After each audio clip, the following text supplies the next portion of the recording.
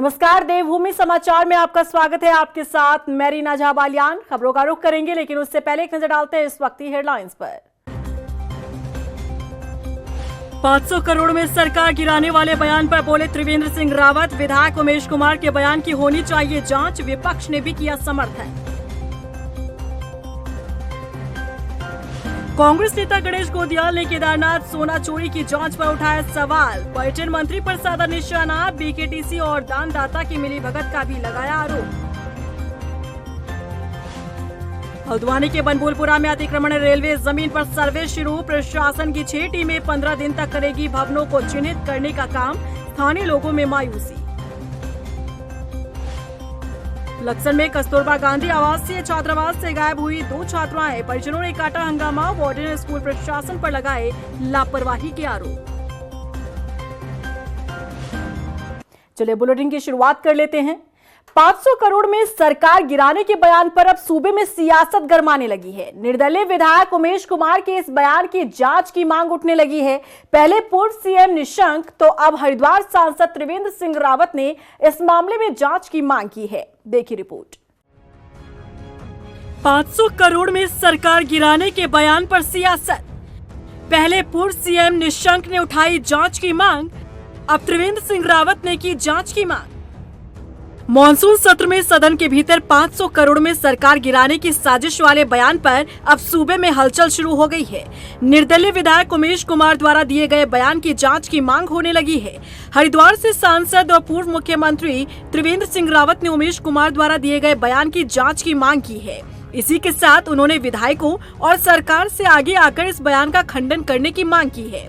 सुनिए क्या कहना है त्रिवेंद्र सिंह रावत का।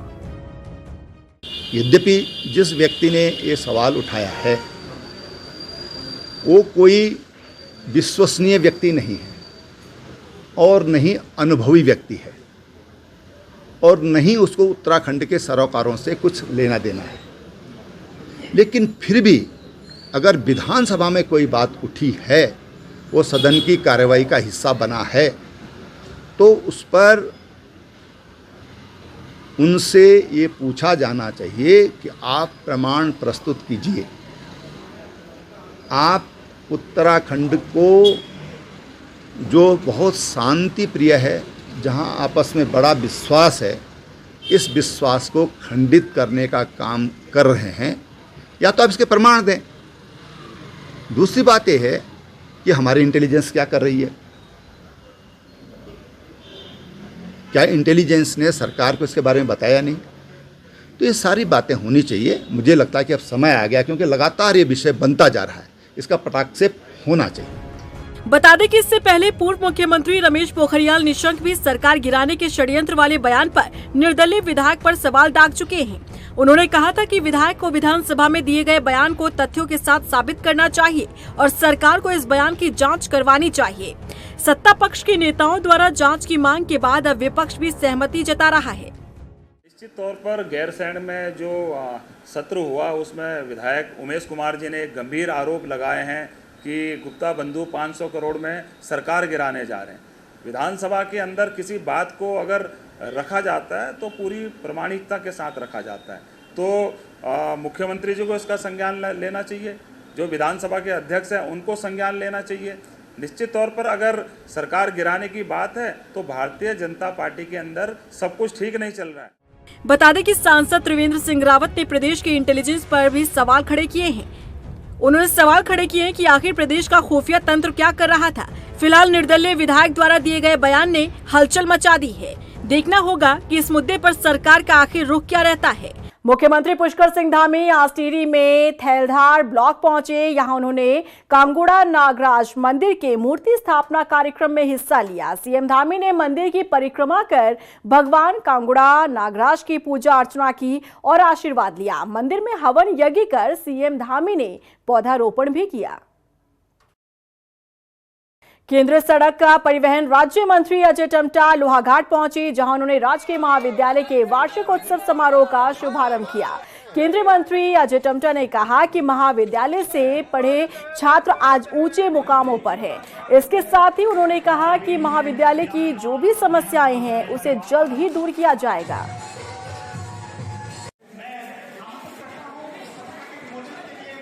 उत्तराखंड कांग्रेस के पूर्व प्रदेश अध्यक्ष गणेश गोदियाल ने पर्यटन मंत्री सतपाल महाराज से केदारनाथ सोना प्रकरण की जांच को लेकर सवाल किया है।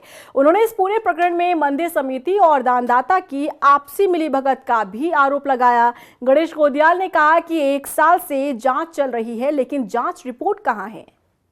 माननीय पर्यटन मंत्री जी, आपका वो 1 महीना अभी तक नहीं आया और अब भी आपने ये बात कही है कि शासन स्तर पर वो जो जांच है वो शासन स्तर में है, शासन पे है।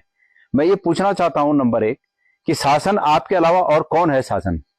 आप पर्यटन मंत्री हैं और चूंकि आप पर्यटन मंत्री हैं तो आप ही शासन हैं और आप कह रहे हैं कि जांच जो है वो शासन में है, तो आपके अलावा और कौन उस विभाग में शासन है? कृपया ये भी आप जो है जनता को बता दीजिए। वहीं रुद्रपुर में महिला कांग्रेस अध्यक्ष के साथ हुए दुर्व्यवहार के खिलाफ मसूरी में महिला कांग्रेसियों ने प्रदर्शन किया और सरकार का पुतला भी दहन किया। इस मौके पर दोषी पुलिसकर्मियों के खिलाफ कार्रवाई की मांग की गई। आज महिला कांग्रेस ने यहाँ पर धामी सरकार का और पुलिस प्रशासन का पुतला फूंका है, क्योंकि कितने समय से यहाँ पर जो बलात्कारी हैं खुले घूम रहे हैं, उनको आज तक अंकिता के माँ बाप को न्याय नहीं मिला। और अभी जो ISBT में घटना हुई उसका भी अभी कुछ पता नहीं चल रहा कि पुलिस क्या कर रही है और दोषियों को सज़ा दे रही है कि नहीं दे रही। अभी हमारे देश में जो कलकत्ता में भी घटना हुई वो भी बहुत शर्मनाक घटना हुई है और उसमें भी उसको भी कहीं न्याय नहीं मिल रहा। उधर रुद्रपुर में पूर्व जिला महामंत्री भारत भूषण चुग ने निकाय चुनाव में दावेदारी की इच्छा जाहिर की है। भारत भूषण चुग ने कहा कि अगर बीजेपी संगठन उन्हें टिकट देता है तो वो ज्यादा से ज्यादा वोटों से जीतकर रुद्रपुर निगम को मिनी चंडीगढ़ बनाएंगे। मुझे लगता है कि मुझे पार्टी को टिकट देना चाहिए, क्योंकि मुझे लगातार 27 वर्ष हो गए पार्टी की सेवा करते हुए और मैंने निस्वार्थ सेवा की है। और दूसरा, अगर मुझे पार्टी टिकट देती है तो मैं इस नगर निगम को एक स्वच्छ, एक आकर्षक, एक हरित रुद्रपुर बनाने का प्रयास करूंगा। जैसा कि मैंने पहले भी कहा कि सभी जगह सफाई अभियान चलेगा, कल्याणी नदी को एक सुंदर घूमने का स्थल उसके चारों तरफ बनाया जाएगा जैसे अहमदाबाद में है। और दूसरा, कोशिश करेंगे जैसे इंदौर शहर बसा हुआ है, मैसूर शहर बसा हुआ है, नागरिकों के सहयोग से, प्रशासन के सहयोग से उस शहर को उस तरह पे, क्योंकि ये शहर हम जब सुनते हैं अपने बुजुर्गों से कि इसको चंडीगढ़ की स्टाइल पर बसाया गया था, लेकिन कई लोगों की नज़र लग गई इस पर और आज ये अवस्थित शहर हो गया है, तो इसको व्यवस्थित करने का प्रयास होगा। हल्द्वानी बनभूलपुरा स्थित रेलवे विभाग की अतिक्रमण की गई भूमि का सुप्रीम कोर्ट के निर्देश के बाद से सर्वे कार्य शुरू हो गया है। प्रशासन और नगर निगम की 6 टीम रेलवे के साथ अतिक्रमण की गई 30 हेक्टेयर भूमि का सर्वे कर रही है। इस भूमि पर 4000 से ज्यादा मकान बनाए गए हैं। सर्वे के दौरान भारी पुलिस बल भी तैनात रहा। अगले 15 दिन तक बनभूलपुरा क्षेत्र में रेलवे की जमीन का किए गए अतिक्रमण का सर्वे कार्य किया जाएगा। ये सीधा डर का खौफ है सर, ये सीधा ये। अब आदमी काम पे नहीं गया, बिल्कुल ये तो बिल्कुल ज़बरदस्ती है, तीजा का ले रहा है। ये रेलवे की जगह सर जहाँ से वहाँ से नापे ना, यहाँ तो बिल्कुल बेघर हो जाएंगे सर। कहाँ जाएंगे बताइए आप, गरीब लोग बताइए आप। 500 रुपये की दिहाड़ी है, कहाँ से बनाएंगे सर बताइए अपना घर। इतना डर को पैदा कर दिया कि वहाँ से जगह नाप रहे हैं सर। ये बिल्कुल नाइंसाफ़ी है सर, ये हमारे खिलाफ तो बिल्कुल ही सर ये। देखिए, जो माननीय उच्चतम न्यायालय के निर्देश थे और रेलवे के साथ इसमें बैठक हुई थी, तो इसी के तहत विभागों को लेकर के टीमों का गठन किया गया और रेलवे के सहित 8 विभागों के कर्मचारियों के साथ ये यहाँ पे बनभूलपुरा में सर्वे का कार्य शुरू किया गया है। कब तक चलेगा, कितनी हेक्टेयर भूमि है? देखिए, आज से स्टार्ट किया गया है और जो रेलवे द्वारा पुराना सीमांकन था उसी के तहत जो चिन्हीकरण है। उत्तराखंड में पावर कॉर्पोरेशन ने विद्युत उपभोक्ताओं के लिए रिचार्जेबल स्मार्ट मीटर लगाने की ओर कदम बढ़ाया है, जिसके तहत अल्मोड़ा में पहले चरण में 25,000 मीटर लगाए जाएंगे। पावर कॉर्पोरेशन के अधिशासी अभियंता कन्हैया लाल मिश्रा ने कहा कि सबसे पहले विद्युत विभाग के संस्थानों में ये मीटर लगाए जाएंगे, उसके बाद व्यावसायिक प्रतिष्ठानों और फिर घरेलू उपभोक्ताओं के लिए मीटर लगेंगे। अल्मोड़े में स्मार्ट मीटर्स की लगने की शुरुआत होने जा रही है।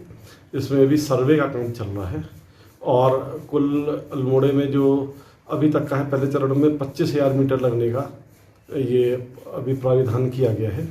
और उसमें सबसे पहले जो हमारे विभाग में जैसे बिजली घरों में जो मीटर है या जो ट्रांसफॉर्म मीटर है, पहले उसमें लगेंगे, तब उसके बाद सभी कॉमर्शियल में लगेंगे, फिर उसके बाद घरेलू में लगेंगे। उधर लक्सर के कस्तूरबा गांधी बालिका छात्रावास से 2 नाबालिग छात्राएं संदिग्ध हालत में गायब हो गई। छात्राओं के गायब होने की सूचना के बाद छात्राओं के परिजनों ने स्कूल पर लापरवाही का आरोप लगाते हुए जमकर हंगामा किया। बताया जा रहा है कि छात्रावास में पहले भी ऐसे मामले सामने आ चुके हैं। वहीं लक्सर खंड शिक्षा अधिकारी विनोद कुमार ने मौके पर पहुंचकर मामले का संज्ञान लिया, साथ ही आश्वासन दिया कि नाबालिग बच्चियों को ढूंढकर जल्द दोषियों के खिलाफ कड़ी कार्रवाई की जाएगी। ये जो भी, क्योंकि मेरे पास भी सुबह सुबह फ़ोन आया है वार्डन का और मेरे संज्ञान में भी आया है कि 2 बालिकाएं जो है यहाँ से सवेरे तक तो यहाँ पे थी, लेकिन सवेरे से जो है वो अभी यहाँ पे नहीं मिल रही है हमारे, क्योंकि विद्यालय यहीं पे नज़दीक है, उन्होंने विद्यालय जाना था, वो विद्यालय नहीं गई है। तो ये मामला है और मैं भी इसमें, क्योंकि अभिभावक भी उनके हैं, माँ बाप हैं, वो भी आ गए हैं विद्यालय में, तो हम इस तरह की संभावना भी देख रहे हैं कि हो सकता है कि वो यहाँ से घर चली गई हो। उस बारे में हम लोग पता कर रहे हैं। आज हम आपको उत्तराखंड की एक और सरकारी स्कूल की तस्वीर दिखाने जा रहे हैं, जिससे साफ हो जाएगा कि शिक्षा में सुधार की बड़ी बड़ी बातें सिर्फ बयानों तक ही सीमित है, धरातल पर कुछ भी नहीं। देखिए रिपोर्ट।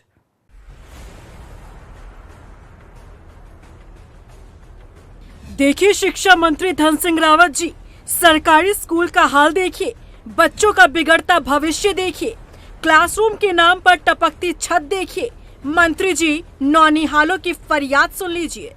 गणित विज्ञान के टीचर नहीं है, जिस कारण हमें पढ़ाई में बहुत सारी दिक्कतें होती है। फिर भवन भी नहीं है, जितने छात्र हैं उनके लिए भवन यहाँ उनकी कमी हो रही है। सुना आपने, इस स्कूल में ना तो बैठने के लिए क्लासरूम की सही व्यवस्था है और ना ही पढ़ाने के लिए शिक्षकों की उचित संख्या। क्लासरूम है लेकिन जर्जर हालत में, कब हादसा हो जाए कोई नहीं जानता। दरअसल ये हाल है पौड़ी जिले के चौबट्टा खाल विधानसभा क्षेत्र के राजकीय उच्चतर माध्यमिक विद्यालय देवी खाल कोठा का। बच्चों की संख्या अधिक है लेकिन बैठने के लिए क्लासरूम सीमित है। राजकीय पूर्व माध्यमिक विद्यालय देवी खाल कोठा है। यहाँ के 2 कमरे खराब हो रखे हैं, वो गिर सकते हैं कभी भी और उनकी हालत ज्यादा खराब हो रही है। तो मैं कहना चाहता हूँ कि कृपया इन कमरों को बनवाइए, क्योंकि तब 2 क्लासेस देखिए कमरे में पड़ी है तो टीचर्स को प्रॉब्लम हो रही है पढ़ाने में। कहना चाहना चाहिए कि बिल्डिंग भी, हम तो बिल्डिंग टूटने हुई, हम तो बिल्डिंग भी चाहिए और हम तो गुरुजी भी चाहिए, मैडम चाहिए। इनकी बड़ी मुश्किल से हम बड़ी मांग कर बड़ी मुश्किल स्टाफ आया है। आती 2 मैडम, 1 गुरुजी चल गई, ये मैडम तो गणित वाली मैडम 3-4 महीने होंगी। अब वो बच्चा मतलब गणित नहीं पढ़ना चाहिए।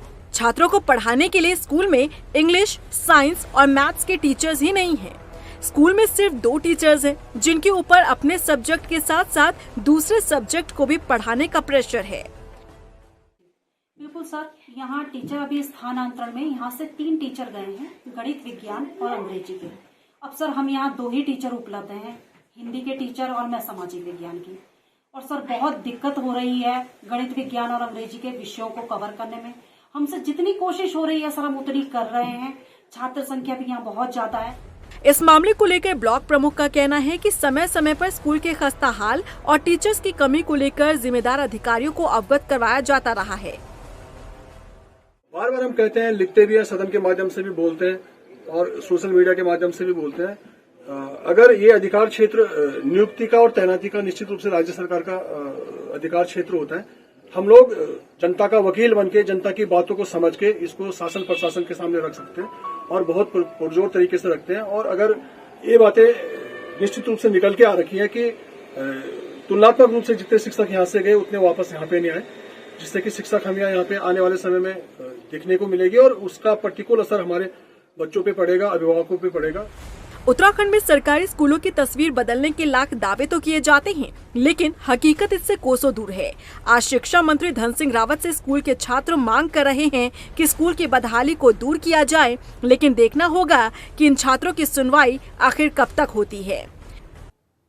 लोहाघाट ब्लॉक के नेपाल सीमा से लगे गांव में गौरा महोत्सव को बड़ी धूमधाम से मनाया जा रहा है, जहां पुरुषों द्वारा महाभारत और रामायण कालीन गाथाओं का गायन किया गया, तो वहीं महिलाओं ने मां गौरा महेश्वर की प्रतिमा के सामने मांगलिक गीत गाए। गौरा गायन को लेकर बुजुर्गों में काफी जोश देखने को मिला। ग्रामीणों की माने तो 1 हफ्ते तक चलने वाले गौरा महोत्सव में शामिल होने के लिए लोग अपने अपने गाँव में पहुँचते हैं और बड़ी धूमधाम से महोत्सव मनाया जाता है।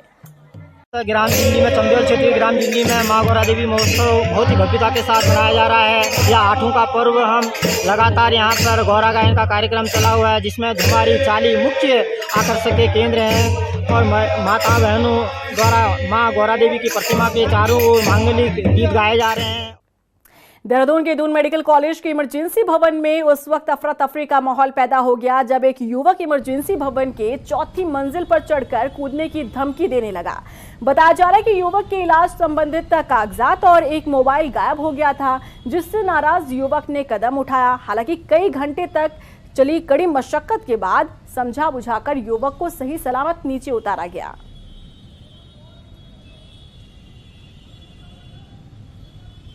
और इसी के साथ फिलहाल इस बुलेटिन में बस इतना ही, लेकिन चलते चलते एक नजर डालते हैं इस वक्त की हेडलाइंस पर।